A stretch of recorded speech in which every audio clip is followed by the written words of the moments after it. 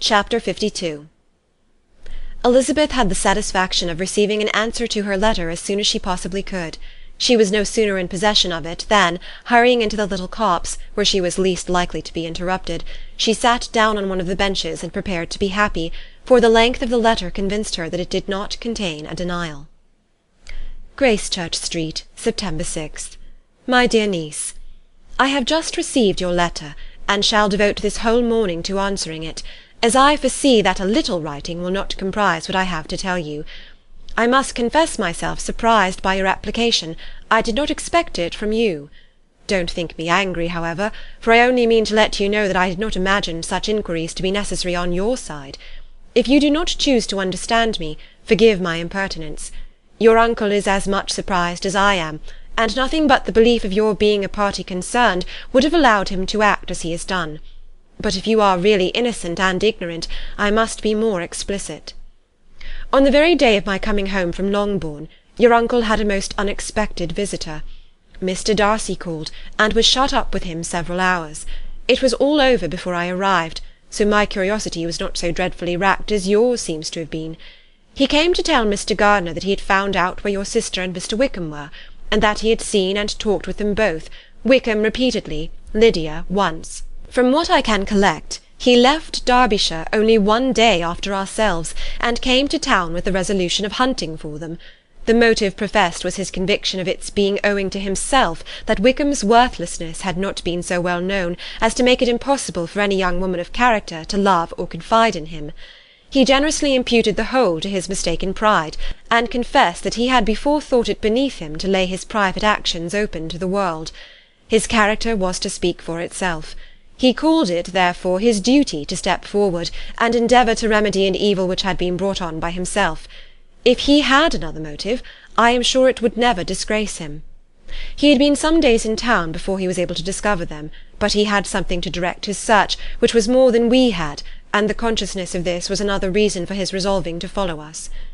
There is a lady, it seems, a Mrs. Young, who was some time ago governess to Miss Darcy, and was dismissed from her charge on some cause of disapprobation, though he did not say what. She then took a large house in Edward Street, and has since maintained herself by letting lodgings. This Mrs. Young was, he knew, intimately acquainted with Wickham, and he went to her for intelligence of him as soon as he got to town. But it was 2 or 3 days before he could get from her what he wanted. She would not betray her trust, I suppose, without bribery and corruption, for she really did know where her friend was to be found. Wickham, indeed, had gone to her on their first arrival in London, and had she been able to receive them into her house, they would have taken up their abode with her. At length, however, our kind friend procured the wished-for direction. They were in Street. He saw Wickham, and afterwards insisted on seeing Lydia. His first object with her, he acknowledged, had been to persuade her to quit her present disgraceful situation, and return to her friends as soon as they could be prevailed on to receive her, offering his assistance as far as it would go. But he found Lydia absolutely resolved on remaining where she was. She cared for none of her friends, she wanted no help of his, she would not hear of leaving Wickham. She was sure they should be married some time or other, and it did not much signify when. Since such were her feelings, it only remained, he thought, to secure and expedite a marriage, which in his very first conversation with Wickham he easily learnt had never been his design. He confessed himself obliged to leave the regiment, on account of some debts of honour which were very pressing, and scrupled not to lay the ill consequences of Lydia's flight on her own folly alone. He meant to resign his commission immediately, and as to his future situation, he could conjecture very little about it. He must go somewhere, but he did not know where, and he knew he should have nothing to live on. Mr. Darcy asked him why he had not married your sister at once. Though Mr. Bennet was not imagined to be very rich, he would have been able to do something for him, and his situation must have been benefited by marriage. But he found in reply to this question that Wickham still cherished the hope of more effectually making his fortune by marriage in some other country. Under such circumstances, however, he was not likely to be proof against the temptation of immediate relief. They met several times, for there was much to be discussed. Wickham, of course, wanted more than he could get, but at length was reduced to be reasonable. Everything being settled between them, Mr. Darcy's next step was to make your uncle acquainted with it, and he first called in Gracechurch Street the evening before I came home. But Mr. Gardiner could not be seen, and Mr. Darcy found, on further inquiry, that your father was still with him, but would quit town the next morning. He did not judge your father to be a person whom he could so properly consult as your uncle, and therefore readily postponed seeing him until after the departure of the former.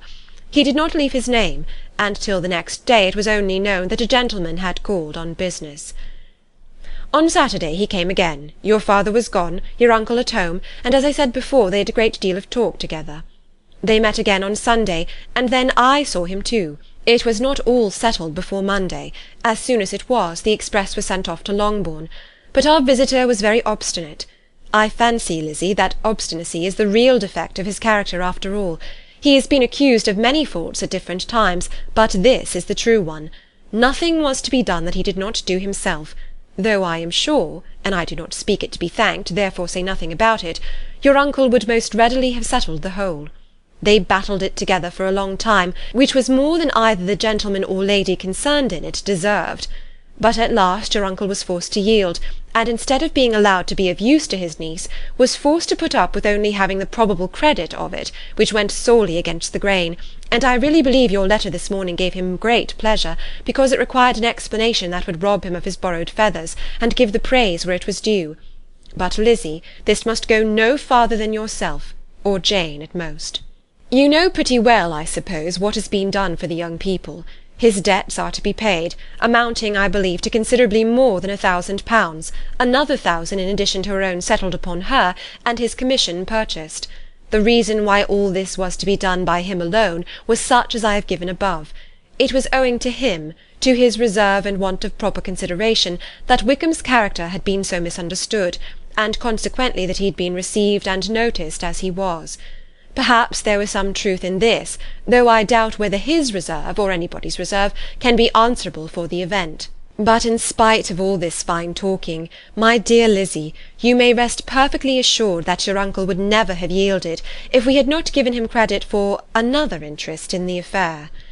When all this was resolved on, he returned again to his friends, who were still staying at Pemberley, but it was agreed that he should be in London once more when the wedding took place, and all money matters were then to receive the last finish. I believe I have now told you everything. It is a relation which you tell me is to give you great surprise. I hope at least it will not afford you any displeasure. Lydia came to us, and Wickham had constant admission to the house. He was exactly what he had been when I knew him in Hertfordshire, but I would not tell you how little I was satisfied with her behaviour while she stayed with us, if I had not perceived by Jane's letter last Wednesday that her conduct on coming home was exactly of a piece with it, and therefore what I now tell you can give you no fresh pain. I talked to her repeatedly in the most serious manner, representing to her all the wickedness of what she had done, and all the unhappiness she had brought on her family. If she heard me, it was by good luck, for I am sure she did not listen. I was sometimes quite provoked, but then I recollected my dear Elizabeth and Jane, and for their sakes had patience with her. Mr. Darcy was punctual in his return, and as Lydia informed you, attended the wedding. He dined with us the next day, and was to leave town again on Wednesday or Thursday. Will you be very angry with me, my dear Lizzie, if I take this opportunity of saying, what I was never bold enough to say before, how much I like him? His behaviour to us has in every respect been as pleasing as when we were in Derbyshire. His understanding and opinions all please me. He wants nothing but a little more liveliness, and that, if he marry prudently, his wife may teach him. I thought him very sly. He hardly ever mentioned your name. But slyness seems the fashion. Pray forgive me if I have been very presuming, or at least do not punish me so far as to exclude me from P. I shall never be quite happy till I have been all round the park. A low phaeton with a nice little pair of ponies would be the very thing. But I must write no more. The children have been wanting me this half-hour. Yours very sincerely, M. Gardiner. The contents of this letter threw Elizabeth into a flutter of spirits, in which it was difficult to determine whether pleasure or pain bore the greatest share. The vague and unsettled suspicions which uncertainty had produced of what Mr. Darcy might have been doing to forward her sister's match, which she had feared to encourage as an exertion of goodness too great to be probable, and at the same time dreaded to be just, from the pain of obligation, were proved beyond their greatest extent to be true.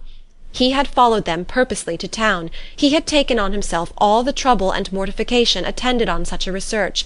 in which supplication had been necessary to a woman whom he must abominate and despise, and where he was reduced to meet, frequently meet, reason with, persuade, and finally bribe the man whom he always most wished to avoid, and whose very name it was punishment to him to pronounce. He had done all this for a girl whom he could neither regard nor esteem. Her heart did whisper that he had done it for her, but it was a hope shortly checked by other considerations, and she soon felt that even her vanity was insufficient, when required to depend on his affection for her, for a woman who had already refused him, as able to overcome a sentiment so natural as abhorrence against relationship with Wickham. Brother-in-law of Wickham! Every kind of pride must revolt from the connection. He had, to be sure, done much. She was ashamed to think how much. But he had given a reason for his interference, which asked no extraordinary stretch of belief. It was reasonable that he should feel he had been wrong. He had liberality, and he had the means of exercising it, and though she would not place herself as his principal inducement, she could perhaps believe that remaining partiality for her might assist his endeavours in a cause where her peace of mind must be materially concerned. It was painful, exceedingly painful, to know that they were under obligations to a person who could never receive a return. They owed the restoration of Lydia, her character, everything to him. Oh, how heartily did she grieve over every ungracious sensation she had ever encouraged, every saucy speech she had ever directed towards him. For herself she was humbled, but she was proud of him, proud that in a cause of compassion and honour he had been able to get the better of himself.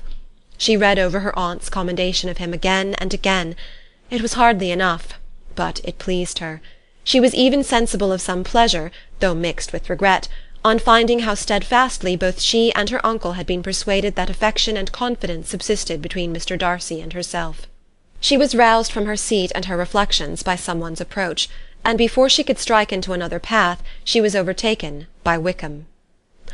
"I am afraid I interrupt your solitary ramble, my dear sister," said he as he joined her.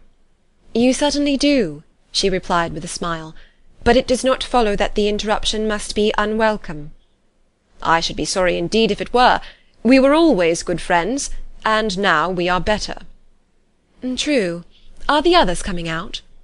"I do not know. Mrs. Bennet and Lydia are going in the carriage to Meryton. And so, my dear sister, I find from our uncle and aunt that you have actually seen Pemberley." She replied in the affirmative. "I almost envy you the pleasure, and yet I believe it would be too much for me, or else I could take it in my way to Newcastle. And you saw the old housekeeper, I suppose? Poor Reynolds, she was always very fond of me, but of course she did not mention my name to you." "Yes, she did." "And what did she say?" "That you had gone into the army, and she was afraid had not turned out well. At such a distance as that, you know, things are strangely misrepresented." "Certainly," he replied, biting his lips. Elizabeth hoped she had silenced him, but he soon afterwards said, "I was surprised to see Darcy in town last month. We passed each other several times. I wonder what he can be doing there." "Perhaps preparing for his marriage with Mr. Berg," said Elizabeth. "It must be something particular to take him there at this time of year." "Undoubtedly. Did you see him while you were at Lambton? I thought I understood from the gardeners that you had." "Yes, he introduced us to his sister." "And do you like her?" "Very much." "I have heard, indeed, that she is uncommonly improved within this year or two. When I last saw her she was not very promising. I am very glad you liked her. I hope she will turn out well." "I dare say she will. She has got over the most trying age." "Did you go by the village of Kympton?" "I do not recollect that we did."